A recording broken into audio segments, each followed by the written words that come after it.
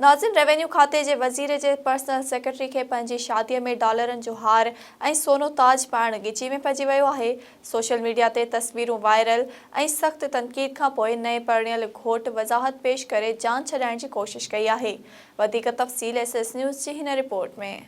Revenue खाते जे वज़ीर मखदूम महबूब ज़मा जे personal secretary के पंहिंजी शादी में डॉलरनि जो हार ऐं सोनू ताज पाइण गिची में पइजी वियो आहे। घोट खे डॉलरनि जो हार ऐं सोनू ताज पाराइण वारो मामिलो सोशल मीडिया ते वायरल थियण बाद माण्हुनि जी बहस जो मौज़ू बणिजी वियो आहे। मखदूम महबूब ज़मा जे पर्सनल सेक्रेटरी सैफ शाह के संदसि शादी में डॉलरनि जो हार ऐं सोनू ताज पारायो वियो। उन मौक़े ते वरितल तस्वीरनि में मखदूम जमील ज़मा ऐं मखदूम महबूब ज़मा साणुसि गॾु नज़र अचण सबबि उन्हनि ते पिणु सख़्त तनक़ीद कई पई वञे।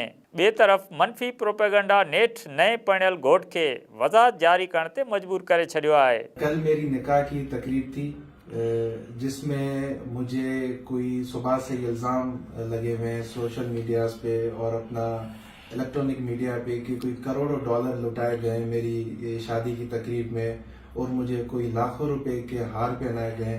तो आज आपके सामने ये वो हार मैंने रखा है। ये हार एक एक रुपए के हैं, एक एक रुपए के डॉलर हैं, जो टोटल डॉलर है $90 $90 है और PKR में ये जाके बनते 24,300 रुपए के और बनवानी के आप लगा ले 30,000 रुपए का ये टोटल हार है जो प्रोपेगेंडा लगाया हुआ है कि किसी मुझे अपने मखदूम साहबान ने पहनाया है या किसी मिनिस्टर ने पहनाया है। तो बिल्कुल ये बात गलत है। मुझे एक स्कूल फ्रेंड है, उसने मुझे ये पहनाया गया है और हमारी सिंध की ये रिवायत होती है जो भी खुशी होती है शादी की या कोई भी, तो उसमें करीबी दोस्त अहबाब हर किसी को चीजें देते रहते हैं। इसके पीछे हार में उसका नाम भी लिखा हुआ है। उनकी प्राइवेसी के हिसाब से मैं वो शेयर नहीं कर सकता। ये वो ताज है, सोना ताज जिसे बताया जा रहा है, ये सोना ताज नहीं है, इस पे सोने का पानी चढ़ा हुआ है। ये वो ताज है। अगर किसी को चाहिए चेक करना है तो सोना लेके आएगा, मैं उन्हें देने के लिए तैयार हूँ। मुझे पता नहीं है सोने के पानी का क्या रेट है।